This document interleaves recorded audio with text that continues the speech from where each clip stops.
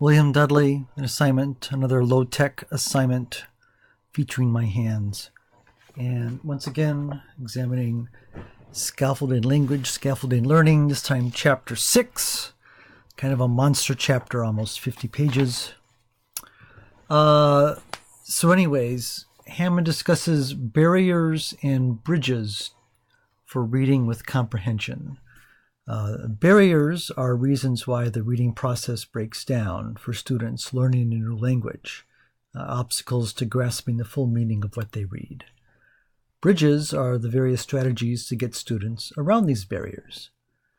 These strategies operate in 3 contexts: before students read the text, during the reading, and after the reading. So prior to taking all these courses this year, I was not very aware of these barriers as such. Gibbons does actually something very clever. She kind of demonstrates the barriers in the opening of her chapter. For someone like me who has been a fluent reader since 1st or 2nd grade, I was always the one in the reading group who could read text as fast as regular talking, with appropriate pauses and inflections, not the slow, robotic, word-by-word decoding of my peers. So I thought it was a stroke of genius for the author to include this passage to try to read with bits of words left out.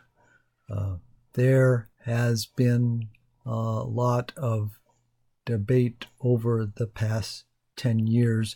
So I was able to do it, more or less. But I realized I was sounding like one of the slow readers from my 1st grade class, or even some of the English learners I've been observing more recently.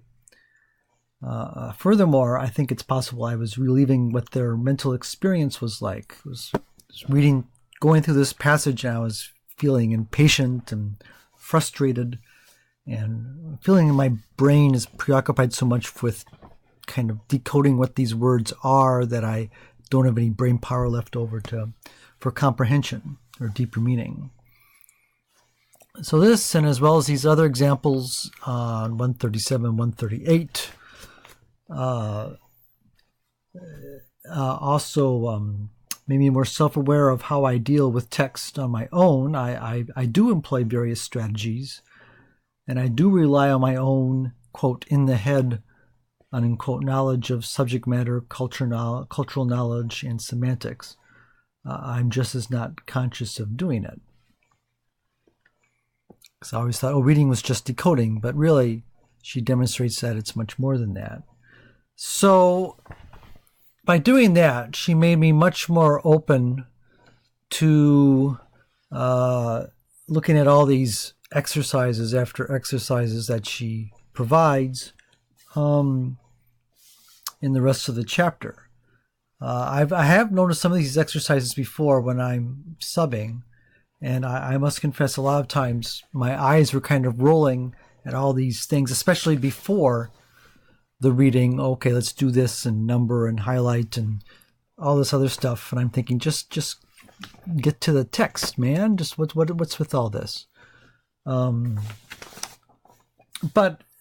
I have much more understanding now that these exercises, as she describes them, are a way to build up some of the background cultural knowledge and other semantic knowledge in students, and just get them more familiar with the text before they actually start reading it, and creating some more neural pathways, as it were, familiarizing yourself with text, and that would greatly help in comprehension. So anyways, so a lot of this chapter, another nice thing is like a lot of practical things that teachers can actually do. A lot of them do seem more geared towards elementary or younger students rather than older students. I could be wrong about that. I like the distinction where she talks the difference between skimming and scanning. Skimming just means you just kind of read it fast, and in scanning you're kind of looking at text, looking for something in particular, like in a phone directory. So I hadn't really thought of that before. The rereading for detail, her discussion of how dictionary is useful but could be a last resort, because sometimes the definitions that the dictionaries provide or Google Translate aren't necessarily the ones write for the text. And I noticed this in some English learning students who go to Google Translate and just write down the first few words that they come up with. It's not necessarily the correct definition. I thought the whole closing thing, that's new to me. What was that?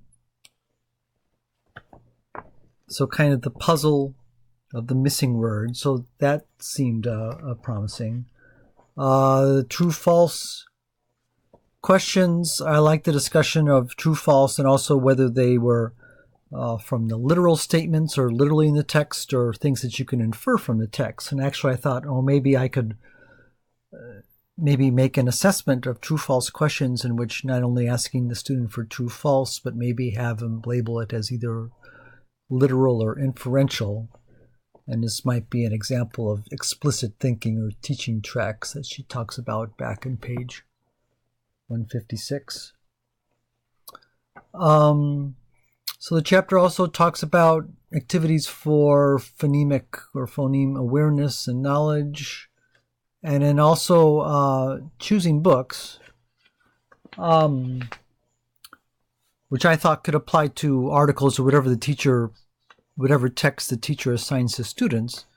And again, the basic idea for EL students is that to give them content-rich language. So they should be accommodated and not by giving them really simplified or dumbed down texts, run, spot, run, etc., that are just reading as such. Rather, they should provide students reading appropriately rich and dense content and text. And so the accommodations instead are being such things as the text being well organized, clear signaling devices, visual subheads, instructional devices such as a table of contents and a glossary. So she talks about these in her section on books for older students. In other words, to me, it seems like you want to find English learners books have the appropriate rich content, but would have like the built-in, these are like built-in scaffolds within the text, within the book itself, that could help English